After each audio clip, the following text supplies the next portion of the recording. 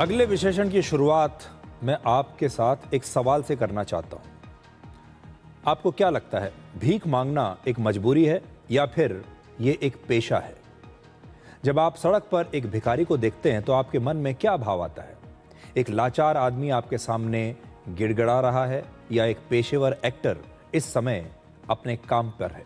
आज पूरे देश में किसी शहर में चलते चले जाइए, कोई भी शहर हो, हर ट्रैफिक सिग्नल पर आपको ऐसे भिखारी मिल जाएंगे जो बिना पैसे लिए आपको आगे जाने ही नहीं देंगे।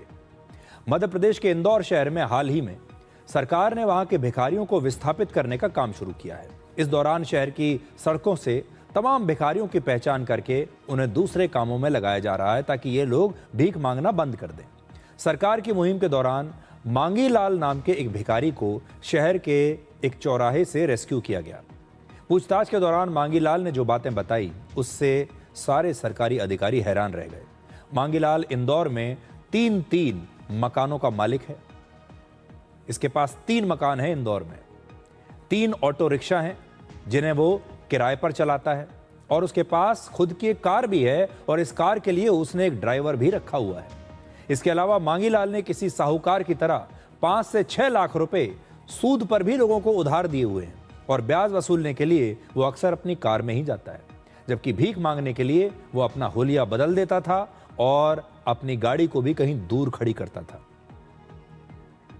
पिछले 8-10 साल से लगातार भिक्षावृत्ति कर रहा है, ऐसा बताया गया वहां के लोगों के द्वारा, और हमने इसकी जानकारी ली तो काफी संपन्न व्यक्ति है। ये प्रतिदिन जो अपना ब्याज पर पैसा दिया है वो उगाही करने भी जाता है। ये 4 से 5 लाख रुपया इसने ब्याज पर दिया हुआ है। इसके 3 पक्के मकान हैं और 3 ऑटो रिक्शे हैं जो ये भाड़े पर दे के रखा है लोगों को, और खुद डिजायर पे आता जाता भी रहता है। हाँ, ड्राइवर के साथ में। और जब भिक्षावृत्ति करनी होती है तो वो ट्राईसाइकिल से वो स्लाइडर जैसे लकड़ी की पट्टी है उसमें वो घिसट के फिर भिक्षावृत्ति करता है। ये कुष्ठ रोगी है तो जानकारी मिली है अभी कि इसको शासन की तरफ से एक 1 BHK मकान अलॉटेड हुआ है। हालांकि मांगीलाल का कहना है कि वो भिखारी नहीं है, वो सूद पर पैसे देने का ही काम करता है और किसी ने उसका वीडियो बनाकर उसे वायरल कर दिया और अब लोग उसे भिखारी समझने लगे हैं। एक दिन क्या हुआ कि वो पैसे दे रहा था तो पहली बात तो मैं कोई मेरे को पैसे देता है जो भी देता था तो मेरे से जेब में जो मेरा परिचित देते थे, ऐसा मैं हाथ में कभी नहीं लेता था जी। ऐसा हाथ में पकड़ा ही नहीं। तो उस दिन क्या करा, वो मजाक कर रहा था मेरे से जी। तो वो 3 दिन का पैसा था वो तो 600 रुपए देना था तो उसने दिया। तो उसने क्या करा, मेरा आइडिया बनाया, लेता था ऐसा करके हाथ ऊंचा कर रखा था जी। और कोई वीडियो बना रहा था जी। सब बताया भी मैंने कि मैंने ये नहीं करा भाई, कि झूठा।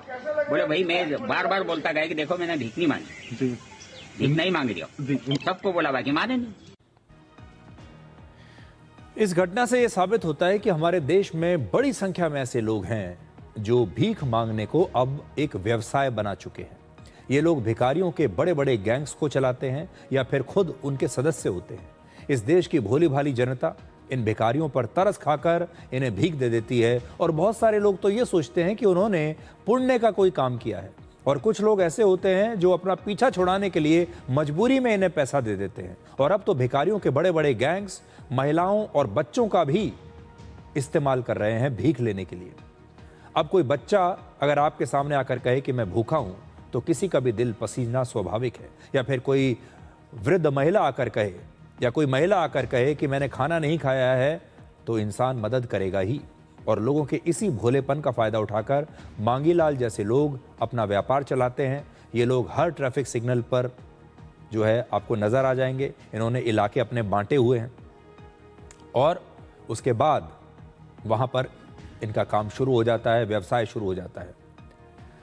इसलिए हमारे देश में आप देखिए कि किसी भी शहर में चले जाइए, सड़क पर किसी भी ट्रैफिक सिग्नल पर चले जाइए, आपको इस प्रकार के जो भिखारी हैं वो हर जगह मिल जाएंगे।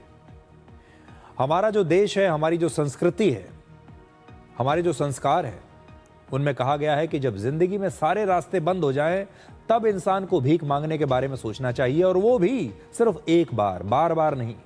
हमारे देश में कर्ज को सबसे बड़ा बोझ माना गया है और आज भी जो स्वाभिमानी लोग होते हैं वो किसी के सामने हाथ नहीं फैलाना चाहते।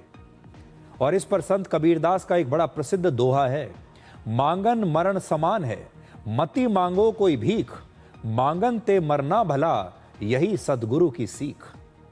इसका अर्थ है कि मांगना मृत्यु के समान है, इसलिए किसी से भीख कभी मत मांगो, यही सच्चे गुरु की शिक्षा है। मांगना मरने के समान है।